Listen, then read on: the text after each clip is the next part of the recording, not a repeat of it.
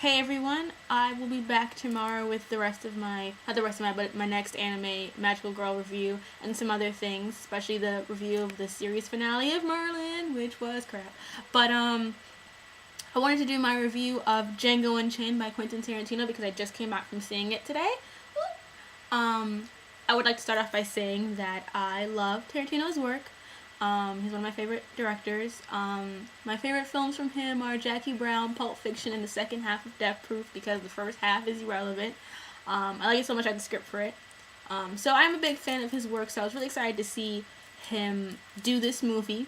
I mean, I knew the criticism coming in, but I came in with pretty much an open mind because while I do know that he has his problems with how he treats minorities and some of the language he uses and some of the fetishisms he kind of promotes, I like his artistic direction. I like the way he tells stories. I think he's fun and engaging, and he's one of my favorites.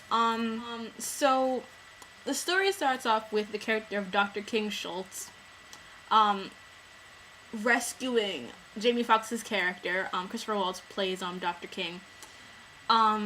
With Jamie Foxx's character being rescued by Dr. King, and Jamie Foxx's character is of course Django.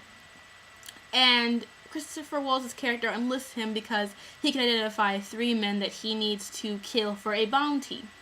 And after getting rid of those men, he decides to take Django on as his assistant. And they are going to collect a lot of money, basically make Django a badass, and then they're going to go rescue Django's wife, Broomhilda, played by the fucking fantastic, beautiful, intelligent, one of the many loves of my life, Kerry Washington. And it takes them into Candyland, which is run by Leonardo DiCaprio, and one of his best performances ever as Monsieur Candie and Monsieur Calvin Candie. And, you know, as it goes on from there, of course, you know, shenanigans ensue. I'll start by saying like this movie is entertaining. It does have some really good moments of humor. It is engaging. It's typical Tarantino in that matter. It does engage its audience, and I appreciate it for that. But however, one of the things that this is supposed to be like how Inglourious Basterds was kind of like a Jewish revenge fantasy. This is supposed to be a slave revenge fantasy, which is an interesting concept. I would love to see that. But my whole thing was like, I feel like for the first 2 hours of this film, it is completely Dr. King, Christoph Waltz's character's show. And he is really the one who I found myself being the most compelled by, the most rooting for. He was the most complex character just on screen. I'm sure, like, if I think more about Django's character, there are more subtleties in the way Jamie Foxx acted and playing that character. But just thinking of the movie, just having just seen it, I definitely think that for the first 2 hours, it's Christoph Waltz's show, and he's really the one who's like the moral center. He's the trainer. He's almost a Mighty Whitey character in the sense that he is just this kind of like amazing figure who helps transform Django into the badass that he becomes.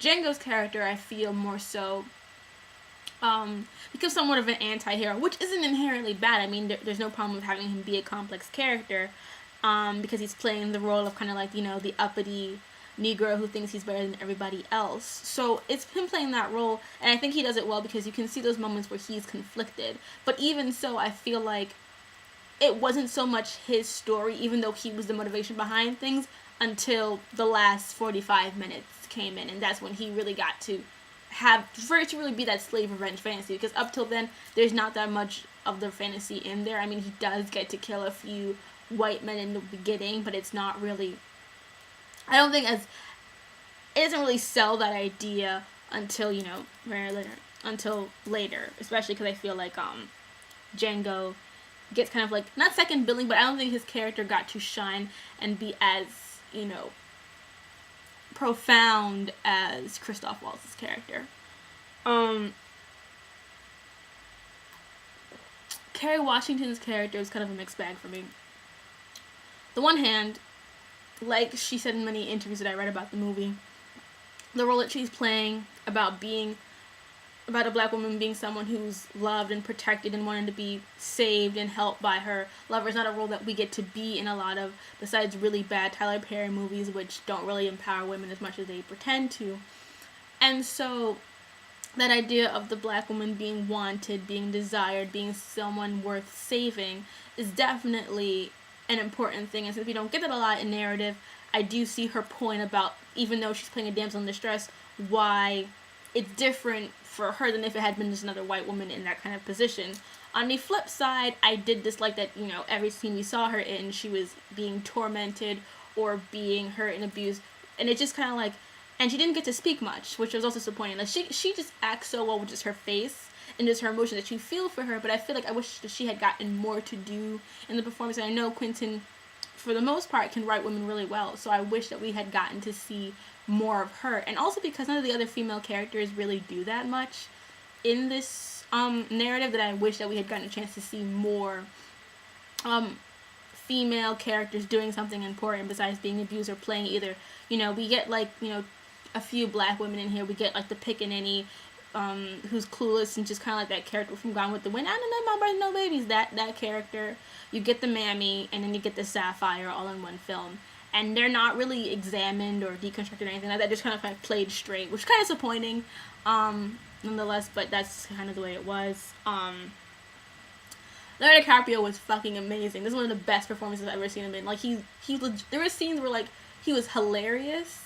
Not because, just the way he was acting was hilarious, the kind of effeminate character he was playing. And other times, towards the end, he was fucking creepy as hell. And he scared me in one scene. He was legitimately, really good in this movie. I've never, as an actor, I've liked him, but I've never, really loved him in a role. This role was great for him. He played a really good part in this. Samuel L. Jackson, I heard a lot of people talk about his role being really great, but to me, he was just a more serious version of Uncle Ruckus. I mean, he's playing Uncle Tom in this film, so it kind of fits. But I kind of felt like that's basically what he was. He was Uncle Ruckus, but more seriously handled. And again, his character's just played straight as him just being that straight up Uncle Tom. There's no really complexity given to his character. He's just being a villain to play a villain, and that was kind of disappointing that you had all these very archetypal slave roles, the mammy, the sapphire, all that kind of stuff, and none of it was examined or even kind of played against. You didn't have any of the other characters really getting to do much and really have it be part of their story as well. It's just mainly Django. And then the movie itself, the whole Western spaghetti Western, that's what it is at the core of it, to the point where slavery is almost not relevant to what it's trying to say. To me, honestly, it reminds me of The Help, in the sense that it is a movie about, slavery, civil rights, that kind of thing, but not written for black people who actually know what happened. If you know stuff about slavery, if you read any, serious stuff about it or, studied it, you know this stuff already, and you know how much worse it is, and it's not really gonna, this movie will not shock you because you already know these things. It didn't, none of the things, while they were horrible, and some of them, I couldn't watch certain scenes, I'd, watch it with my cap kind of pulled down, none of it shocked me, because I already know this stuff happened. I already have read the documents. I've read horrible stories about it. If you just Wikipedia lynching, and you go down to, the links with all the stories, you can read horrible fucking stories about what happened, and, what kind of these lynchings would involve. But I've heard people talk about they didn't know these events before, so, it helped them to learn. But I feel it's, in the sense, it's The Help, where it's written not for an educated black audience about the issue to really take any kind of, social perspective on it. It's just kind of a story that's really more about about telling it's more appealing to the demographic it's about. Quentin Tarantino movies are known to bring a certain demographic. It's built essentially to entertain that demographic, just as The Help was built to entertain that certain demographic as well.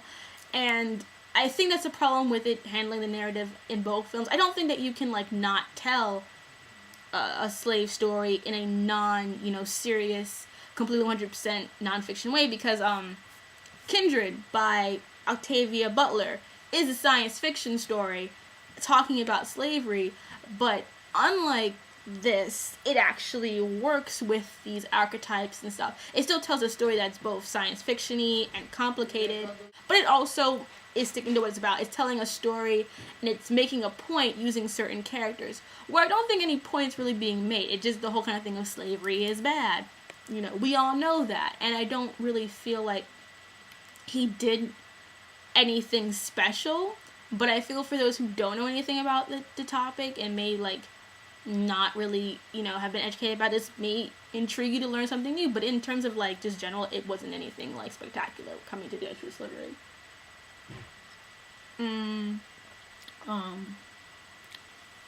The one thing that was kind of like iffy that people were talking about was the whole Mandingo wrestling thing. I was looking it up too, and I couldn't find any sort of like hard evidence for it having existed in reality.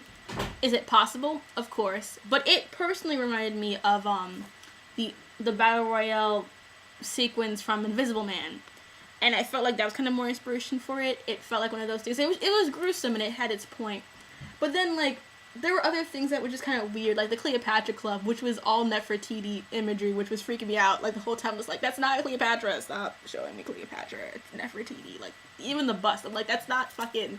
But anyway, I think I don't know if that was a point made or he just made a mistake. But yeah, it's just like, it shows the badness of it. But like for the women, they're kind of just putting their little roles, and there's nothing really being challenged here. Just kind of like, it's bad, and that's it. We know it. So yeah, the Mandingo thing was kind of weird. I don't know if it really fits or it was just kind of there to like shock. It was gruesome, and I don't know if it has any real merit beyond being gruesome, because there's no like historical thing for it, but it is what it is. People have their opinion about it. And then of course there's the whole N-word debate. I didn't keep count because I don't need to do that. Basically, how I feel about it is, despite how people may feel, because everyone's gonna vary about finding they think it was over the top, whatever, blah blah.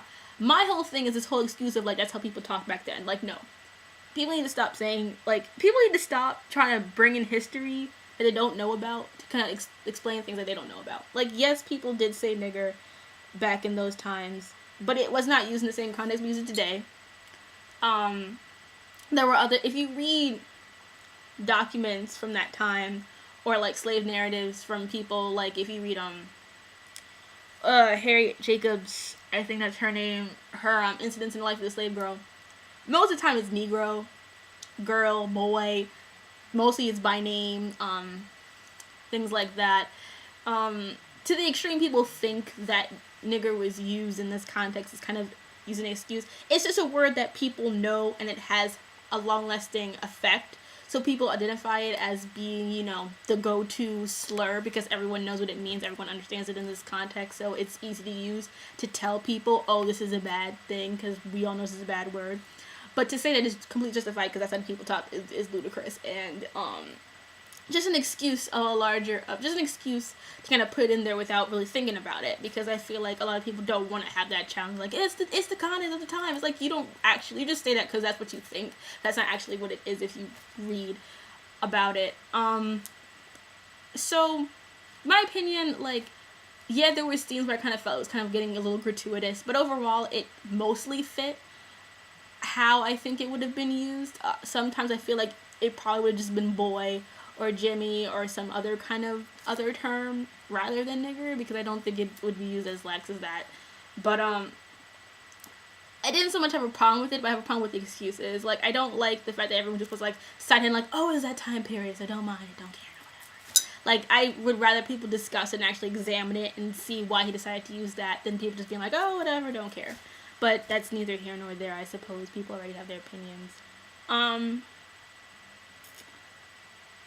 The music was great. Some of it was weird juxtaposition, and I feel like for some people it would probably take them out, but me, it just kind of got me into it, because I'm used to Tarantino soundtracks. He always has kind of like those kind of like, hip mix beats. I like it. I liked how the Django song and stuff were like with like those old kind of blaxploitation songs with like, I'm just gonna tell you the whole character's description in this one song. I love that. The Ku Klux Klan scene with Jonah Hill was, I don't know if I was supposed to be laughing. That whole scene was just hilarious and just and just like, it's something I've thought about that before, about how poorly dressed they are in the stupid sheets. So it's just kind of like making fun of them, and it was well done.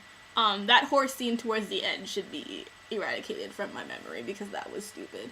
And overall, yeah, it was a good movie. I guess I was expecting more. I was expecting with as much as it was called like a slave narrative, And as much as it was being called, this kind of like slave revenge fantasy, I kind of wished they had examined slavery more, but I guess at the end of the day, it was just Tarantino wanting to do a Western, and spaghetti Western. And that's what we got. Whether you think that slavery was used accordingly, for me, I don't feel like he did anything bad with it, but I am disappointed that he didn't try to explore any of those stereotypes with those other characters. Especially the Uncle Tom character, who was just a blanket Uncle Tom. Like, there's no sort of examination of why he is the way he is. It's just kind of there for you to have someone to hate on that side. And I kind of felt that was a disservice to, like, that kind of story. I felt like there was enough time and enough, room for dialogue for them to have a good conversation, especially, like, towards the end when Jamie Foxx and that character do get to speak. But I guess they didn't think that was necessary. So, if you're a fan of Quentin Tarantino's movies, and you don't mind the problems that he does have in terms of stuff, you'll probably enjoy this. I enjoyed it. It was much less awkward than that whole dead nigga storage scene in Pulp Fiction, which is really kind of like when I remember the first time I watched it, I was enjoying the movie. I was kind of like, okay, that wasn't really necessary, but whatever. To me, it's a little bit less abrasive than that, the way it's used, but overall, I enjoyed the movie. It definitely isn't one of my favorites. I don't even think it's technically as good as Inglourious Basterds. I kind of prefer Inglourious Basterds to this. But I'll still probably buy it when it comes out. I enjoy it overall. So, that's kind of my opinion. I do think that that's probably going to be a divisive opinion. But again, basically my whole thing is like, it's a Quentin Tarantino movie. It really, in terms of discussing and dealing with slavery, I felt it was weak, besides just showing the atrocities, but really not giving it that much depth. And that's my main problem with the movie, that like you took this idea and you wanted to make this revenge slave narrative, but I don't think you actually gave a lot to slavery, and you didn't really give Django, in my opinion, that much to do to justify it being a slave revenge fantasy until the last 45 minutes. Love you, Quentin, but you got issues, whatever.